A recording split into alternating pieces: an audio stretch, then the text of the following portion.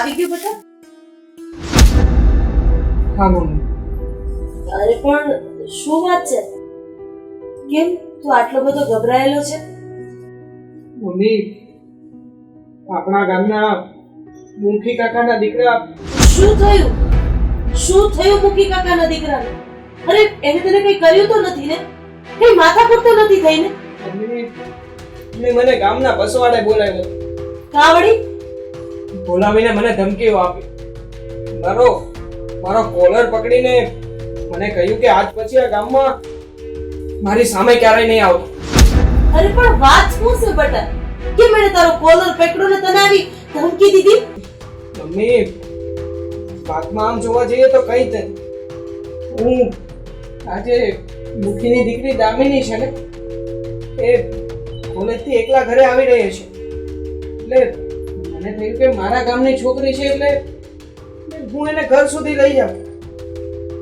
ને રસ્તામાં ખબર નહીં કોણ ગામવાળું જોઈ ગયું હશે અને મને મુખીને જઈને બધી વાત કરી દીધી. એટલે એનો ભાઈ આદિત્ય મારા પર ગુસ્સે થઈ મને ન બોલવાનું બોલીને ગયો છે.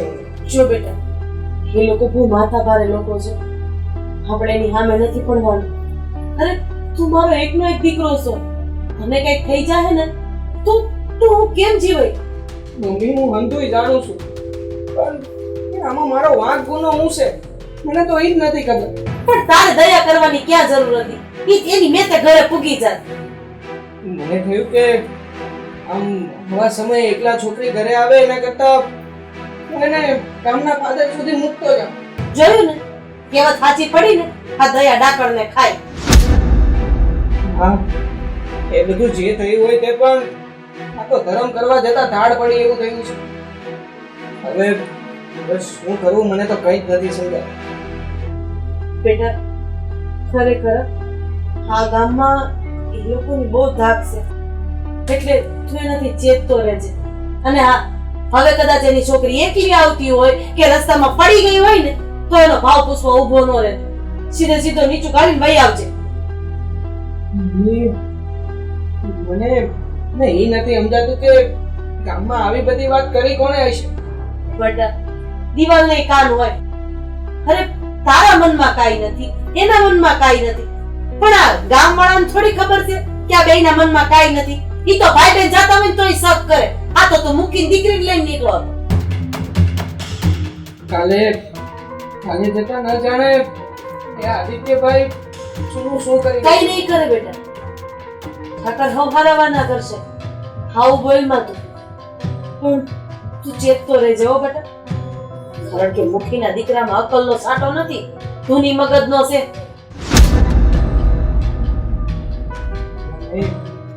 શું થઈ રહ્યું છે આ બધું? જે થશે જોયું જશે, બીજું તો શું. હા બેટા, તું ચિંતા કર માં. હવ હારાવાના થાય. અને તમે ધ્યાન રાખજો. બજારમાં જતા હોય ને કદાચ મુખી કે એનો દીકરો કે પછી ના ઘરેથી કોઈ તમને મળે તો મહેરબાની કરીને કઈ બોલતા નહીં. હું કામ બોલું બેટા? તને ખબર છે ને, આખાય ગામને ખબર છે કે આખાય ગામમાં જે પણ કઈ ઘટના બને છે ને એમાં હંધો એવા મુખીનો ને મુખીના દીકરાનો હોય છે. પણ સિંહને કોણ કે તારું મોટું કરી દે? કોઈ કહેવા જાય? હું કાઈ નહીં બોલું, તું મારી ચિંતા કરમાં, તું તારું ધ્યાન રાખજે હો. આવું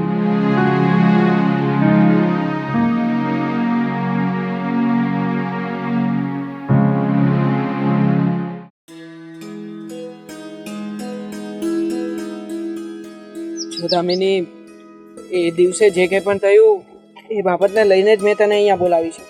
એમાં મારો કોઈ વાંક નહોતો અને તારો પણ કોઈ વાંક નહોતો. તું રસ્તા પર એકલી ચાલી જતી હતી અને મને થયું કે મારા જ ગામની છોકરી છે એટલે મેં તને બાઇક પર બેસાડી હતી. સમજી શકું છું દેવાંગ. એમ પણ આપણે એક જ કોલેજમાં છીએ ને. મારા મનમાં કે તારા મનમાં એવું કંઈ હતું નહીં. ખબર નહીં આ સુધી વાત કેવી રીતે પહોંચી. એ જે થયું હોય તે પણ એની અંદર બહુ જ ખરાબ વાતો થઈ રહી છે અને એ બાબતને લઈને મારા ભાઈએ પણ મારી સાથે હાથાપાઈ કરી હતી. ભાઈ તરફથી હું તને સોરી કહું છું. તો એક ભાઈ તરીકે એને તારી વાત હું સમજુ છું, પણ આમાં મારી કોઈ તારા પ્રત્યે કોઈ અલગ ફિલિંગ્સ નહોતી. પણ એમ છતાંય એણે મને ઘણી ધાક ધમકીઓ આપી છે કે આજ પછી મારી દામિનીને તો મળતો નહીં. હા, મને પણ પપ્પાએ આવું જ કંઈક કહ્યું છે કે હું તને ના મળું અને તારી સાથે વાત પણ ના કરું કે પછી ઠીક છે, આ ગામ લોકો કે સમાજ કંઈક અલગ દિશામાં દોરવા એના કરતાં આપણે જાતે જ સમજી જઈએ. હા, એમ પણ એવું ક્યાં કંઈ હતું જ. દેવાંગ, ભાઈ અને પપ્પા વતી હું તને સોરી કહું છું. એવું નથી કે ભાઈએ તને એકને જ ટોર્ચર કર્યું છે. દિવસે પપ્પા મને પણ બોલ્યા હતા અને ગુસ્સામાં મારા પર હાથ પણ ઉપાડી દીધો હતો. ને હજુ પણ ઘરે વાતાવરણ એવું. જો દેવા, આ વાત વધતી ગઈ ને તો મને નથી લાગતું કે મારા પપ્પા મને ઘરની બહાર પણ નીકળવા દે. જો દામિની, એ એવું કંઈ જ નહીં થાય. પણ હા, તને એ વાત જરૂર કહી શકું કે મારું ઘર બહુ સદ્ધર ઘર છે. ગામમાં નામ છે તમારા લોકો. ને તમારું ઘર એટલું સગવડતાવાળું નથી. એટલે જો આગળ કંઈ પણ થયું તો એ તો અમારા માટે તો બહુ. ના દેવાંગ, એવું કાંઈ નહીં થાય. હું મારા પૂરા પ્રયત્ન કરું છું કે પપ્પા અને ભાઈ આ વાતને ભૂલી જાય. મને નથી લાગતું કે એ લોકો આવું કંઈ કરશે. મેં મીને ઘરે બધી વાત કરી છે અને આમ પણ એનું તો કહેવાનું એવું છે કે અમે લોકોએ કંઈ કર્યું જ નથી, તો પછી આપણને બંનેને સજા શેની મળે? જો દેવાંગ, આમાં ભાઈનો કે પપ્પાનો પણ વાંક નથી. એ તો આ ગામના જેવી વાતો કરશે એવું જ બોલશે ને. હવે એ બધી વાત જવા દે. આપણે શું કરવું છે એ બાબત હવે આપણે નક્કી કરવાની છે. હું બને ત્યાં સુધી મારા ઘરે બધી વાત કરી દઉં છું અને તું પણ જેવી વાત જેમ છે ને એમ જ તારી ઘરે કહે છે. હા, અને હું તને અત્યારે એ જ કહેવા આવી હતી કે હોય તો હવે આપણે નહીં મળીએ. સાચી વાત છે તારી. ઠીક છે, તો હવે હું ઘરે જઉં. પાછું કોઈ જોઈ જશે ને તો ન થવાનું હશે. હા, સાચી વાત છે તારી. આમ પણ કામના મોઢે ઘરણા થોડી બંધાશે. હવે તું જેટલું બને એટલું વહેલી ઘરે પહોંચ. બાય. સમજાતું નથી હવે આ પરિસ્થિતિમાંથી બહાર કેવી રીતે નીકળવું. એક કામ કરું છું, મમ્મીને જઈને જ આ વિશે વાત કરું છું.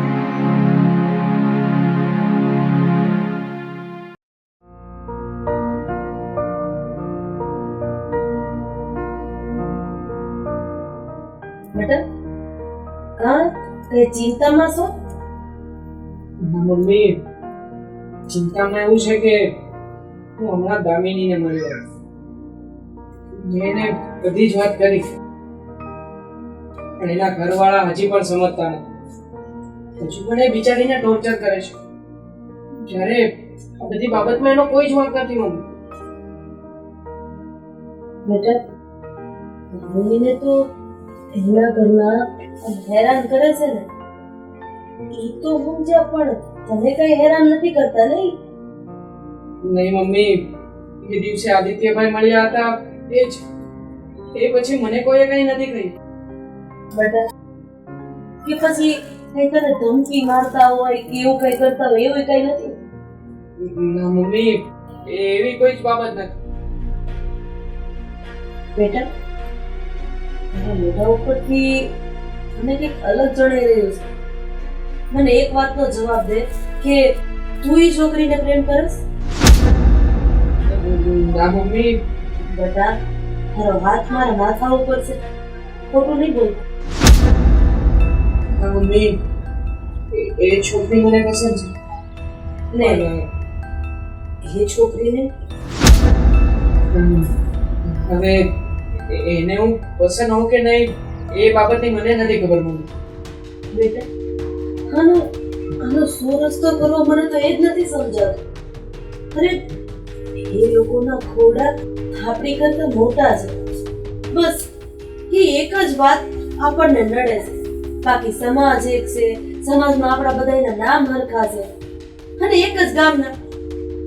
હવે આને સમજાવે તો જો મમ્મી મને એ બધી વાતની કઈ નથી પડી, પણ એની ઘરે એને જે મારે છે, એને જે કઈ પણ રીતે ઘરે ટોર્ચર કરી રહ્યા છે, એ બધું બહુ ખોટું થઈ રહ્યું છે મમ્મી. તું શાંત થઈ જા બેટા. મારાથી જે પણ કઈ થાય ને એ હું કરીશ.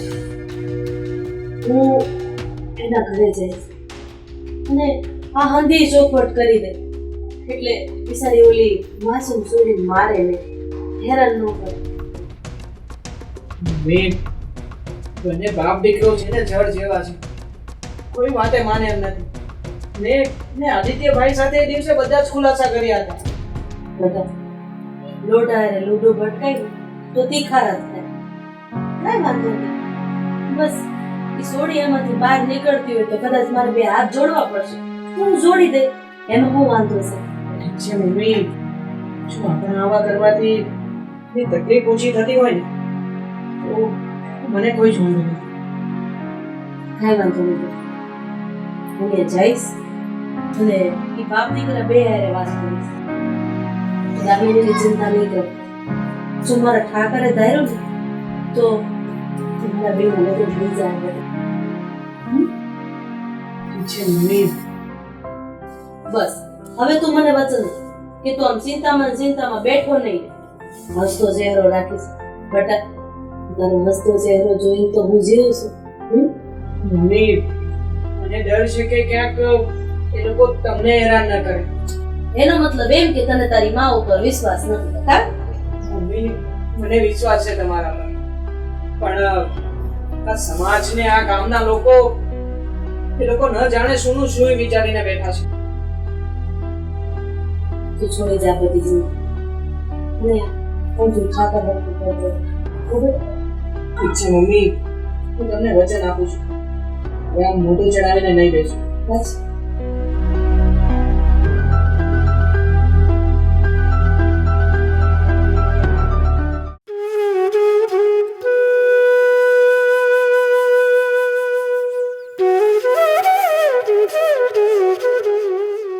અરે જીવનલાલ, કેમ આમ અચાનક ફોન કરીને મને બોલાયો? તમને તો ખબર છે ને, મારી હવેલી ઉપર કામ વગરના માણસોને કોઈને આવવાની પરમિશન નથી. એ વાત તમારી સાચી અને મને ખબર પણ છે, પણ મને બોલાવવાનું કઈ કારણ? હું કઈ વગર બોલાવ્યો નથી આવ્યો. દેવાંગ તમારો ભાણિયો છે, હા, એને એટલો બધો બેકાબુ ક્યારથી કરી દીધો છે? કેમ, શું વાત છે? તમારા ભાણિયાને તમારા છોકરા શું કરે છે એનું ધ્યાન મારે રાખવાનું.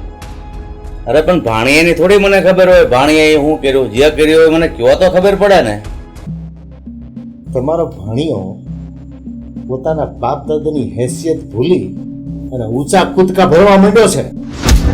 મને તો તમારી વાત સાંભળતા એવું લાગે છે ને કે વાત કર્યા વગર જાણે તમે ઉત્સાહ કૂદકા ભરતા હોય ને એવું લાગે છે. વાત જે હોય એ સ્પષ્ટ કરો, એમ આડાવડી વાત નહીં કરો. ભૂપતભાઈ, ખોટા વહેમમાં નહીં રહેતા અને ધ્યાન રાખજો, તમારો ભાણિયો જો ઊંચો કૂદકો મારી દિશામાં મારી ગયો ને તો ભાણિયા વગરના થઈ જાઓ. જીવનલાલ, આપણા ગામમાં તમારું એટલું મોટું નામ છે ને, તો એ નામ કાયમના માટે હસવાય રહે ને એ રીતે મારી હારે વાત કરો. બાકી બોલતા તો મને પણ આવડે છે. એટલે તમારા છોકરા અમારા ઘરની દિવાલો કૂદી જાય તો પણ અમે બરદાસ્ત કરી લઈએ એમ? પણ થયું છે હું? મારી છોકરીની પાછળ પડ્યો છે.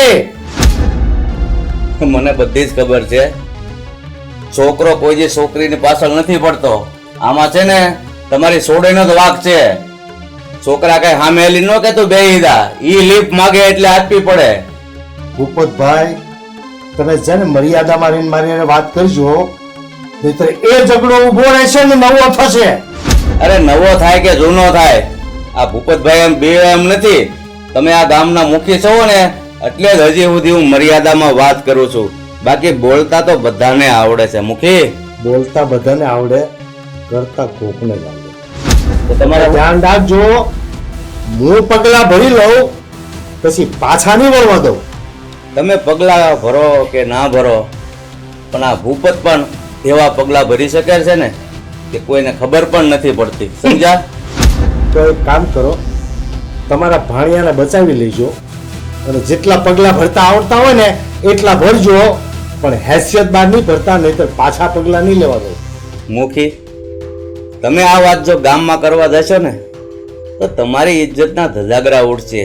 તમે પહેલા તમારી સોડીને સંભાળો, પછી ગામના છોકરાની રાવ લઈને બીજા પાસે જાઓ. ભૂપતભાઈ, મારે તમને જે કહેવાનું તો કહી દીધું, હવે તમારે સમજવાનું છે કે શું કરવું. બસ નીકળો, ચાલો. મારી નીકળો, હારે- મારે કોઈ વાત નથી સાંભળવી. નીકળો, મારું કામ હતું મેં કહી દીધું. તો પછી તમારે જ્યાં ખીલો મારવો હોય ને ત્યાં મારી દેજો. લાગી જહે, તમે નીકળો. હું પણ જોઉં છું કે જીવનલાલ ને કેટલી હવા છે. મસુંદરાને જીભ આવી, મુખી સામે પડકાર કરવા.